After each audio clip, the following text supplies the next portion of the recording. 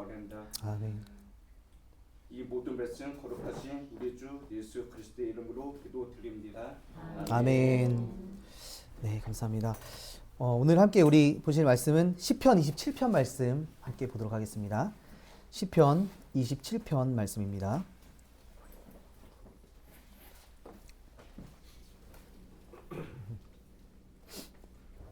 시편 27편 우리 1절에서 마지막 14절까지 말씀인데요.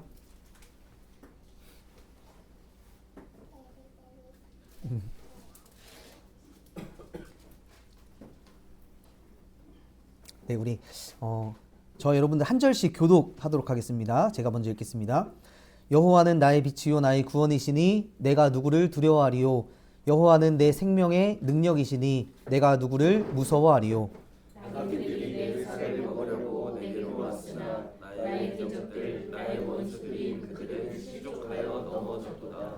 군대가 나를 대적하여 진칠지라도 내 마음이 두렵지 아니하며 전쟁이 일어나 나를 치려할지라도 나는 여전히 태연하리로다. 내가 여호와께 바라는 한 가지 일 그것을 구하리니 곧 내가 내 평생에 여호와의 집에 살면서 여호와의 아름다움을 바라보며 그의 성전에서 사모하는 그것이라. 여호와께서 환난 날에 나를 그의 초막 속에 비밀히 지키시고 그의 장막 은밀한 곳에 나를 숨기시며 높은 바위 위에 두시리로다.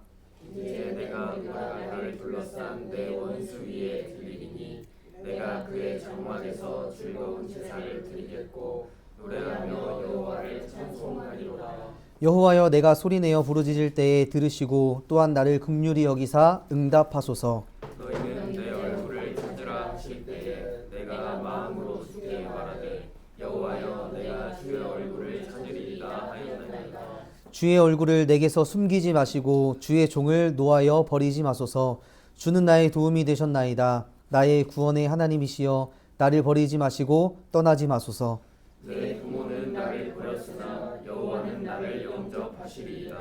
여호와여 주의 도를 내게 가르치시고 내 원수를 생각하셔서 평탄한 길로 나를 인도하소서. 내 생명을 내 적에게 맡기지 마소서. 위증자와 악을 토하는 자가 일어나 나를 치려 함이니이다. 내가 산 자들의 땅에서 여호와의 선하심을 보게 될 줄 확실히 믿었도다. 함께 읽겠습니다. 너는 여호와를 기다릴지어다. 강하고 담대하며 여호와를 기다릴지어다. 아멘. 네, 오늘 시편 27편의 말씀을 통해서 우리 또 사순절 기간에 이 말씀을 통해서 예수님의 또 고난을 함께 묵상하며 또 우리에게 주시는 말씀을 함께 나누기를 원합니다. 시편 27편의 말씀 우리가 참 잘 아는 말씀인데요. 원래 이 시편 27편은요. 두 시편으로 되어 있다라고 그렇게 생각을 했습니다. 근데 그런 이유가 있는데요.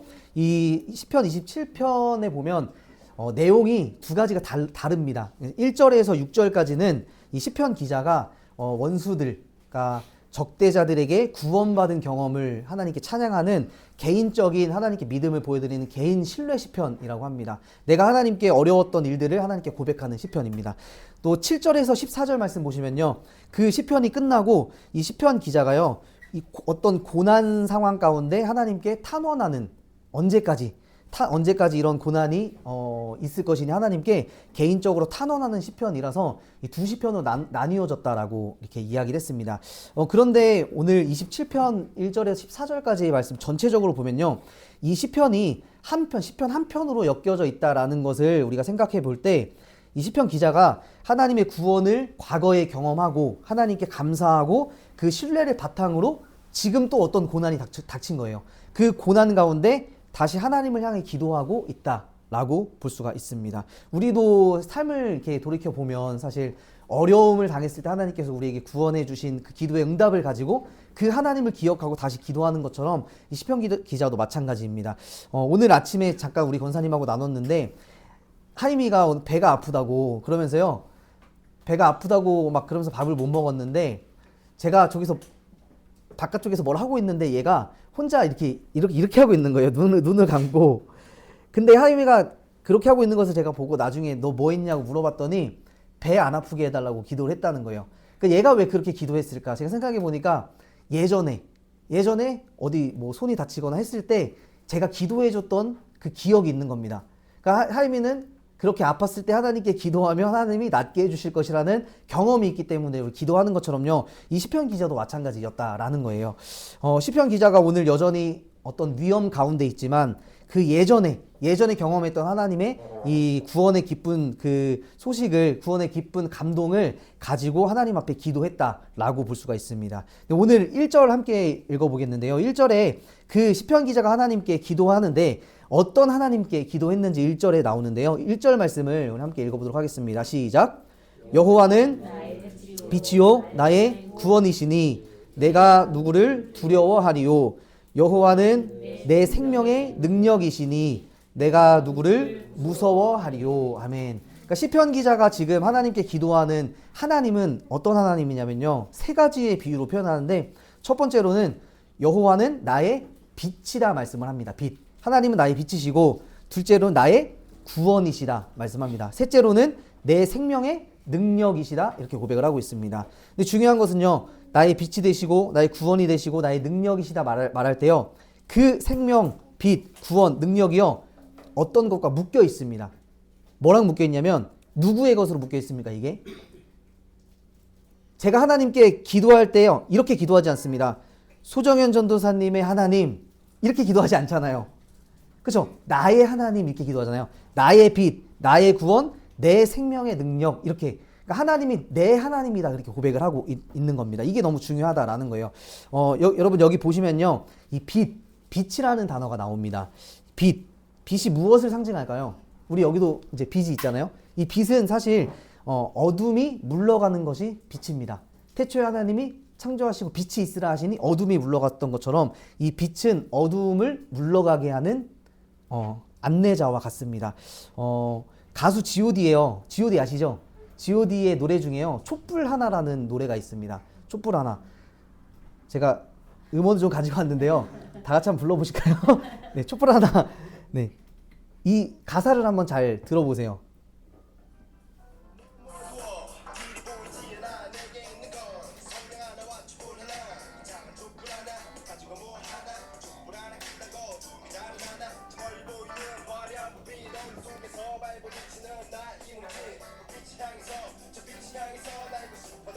안 들리시나요? 그렇지 않아. 작은 촛불 하나 켜보면 달라지는 게 너무나도 많아. 불을 밝히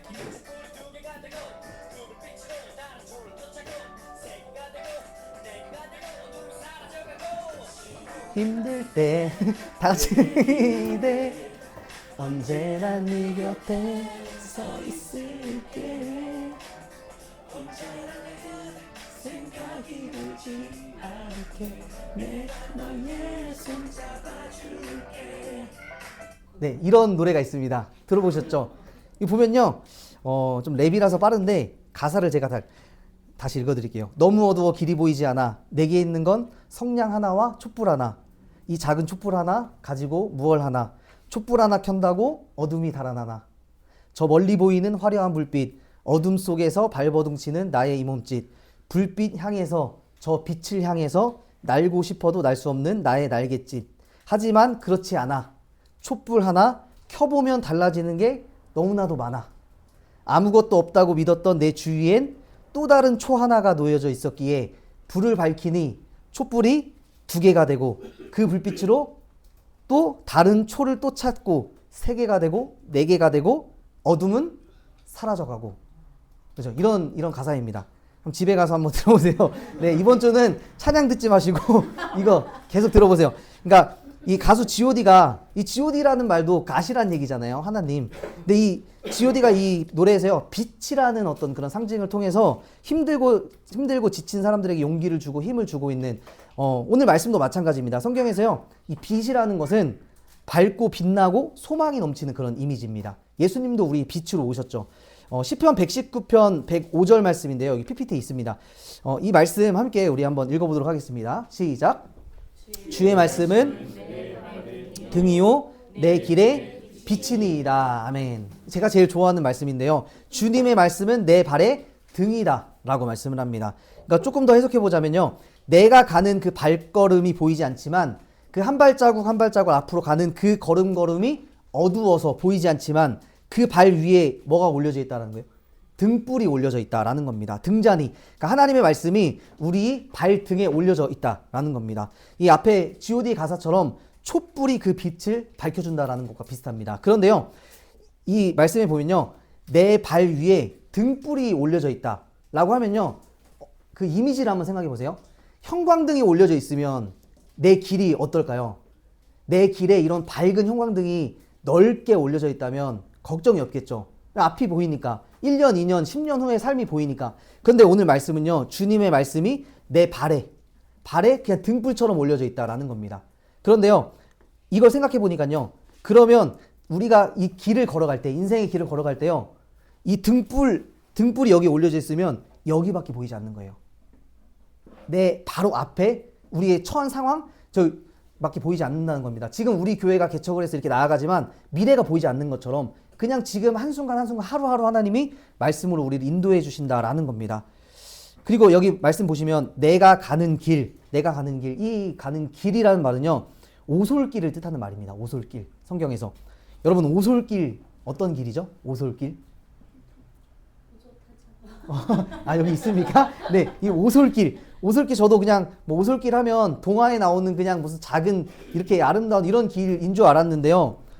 사전 찾아보니까요, 호젓한 길 이렇게 써져 있는 거예요. 근데 호젓하다는 걸 제가 또 한자를 잘 몰라서 찾아보니까요, 무서움을 느낄 만큼 아주 고요하고 쓸쓸하다, 이게 호젓하다라는 뜻이라고 합니다. 그러니까요, 나의 길, 내 길, 여러분들의 인생길은 무서움을 느낄 만큼 아주 고요하고 쓸쓸한 오솔길을 걸어가는 것이 우리 인생이라고 성경은 말씀합니다. 그런 인생, 오솔길을 걸어가는 내 인생의 빛이 되시는 분이 바로 하나님이시다라는 고백입니다. 환한 빛이 되시는 분이 바로 우리 하나님이신 줄로 믿습니다. 그래서 이 여호와는 나의 빛이시고 나의 구원이다, 이 말은, 이 고백은요, 하나님이 어떤 분이신지를 고백하는 고백입니다. 하나님의 본성을 고백하는 거예요. 그래서 이 빛이라는 이미지를 통해서 어두움과 또 어려움, 이런 고난에서 벗어나는 구원자 하나님을 표현할 때 이 빛을 이야기합니다.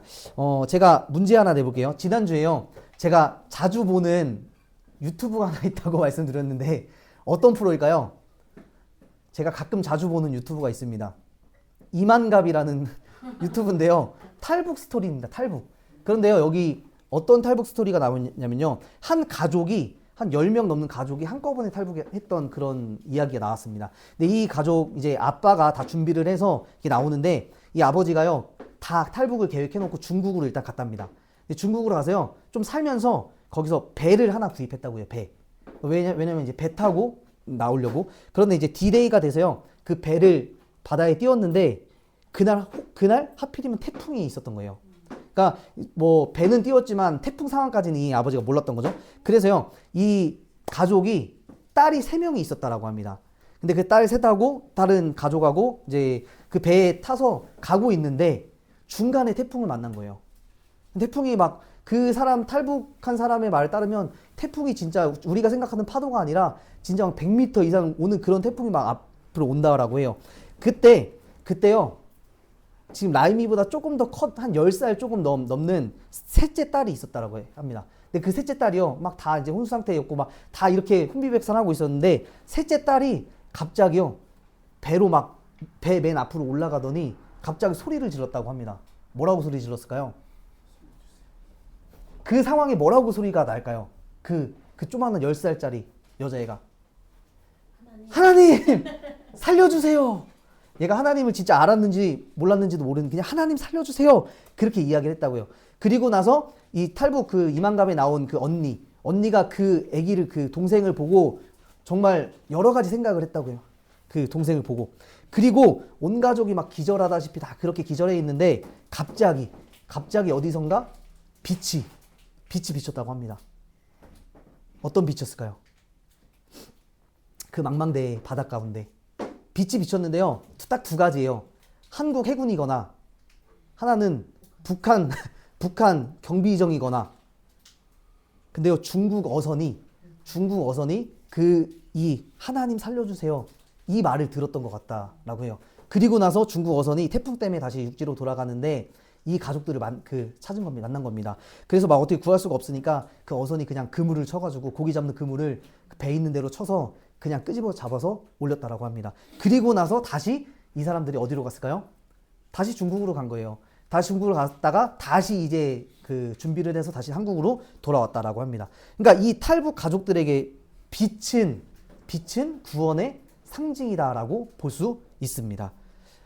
그래서 이 말씀, 또 오늘 말씀과 이 북한 주민 말씀을 통해서 우리가 한 가지 생각해 봐야 할 것은 뭐냐면, 여러분들도 하나님의 임재, 하나님이 주시는 빛과 같은 그런 임재를 통해서 여러분들의 삶에도요, 이 어둠과 고난에서 건진받은 경험이 있어야 한다라는 것입니다. 여러분들 이런 경험 있으십니까?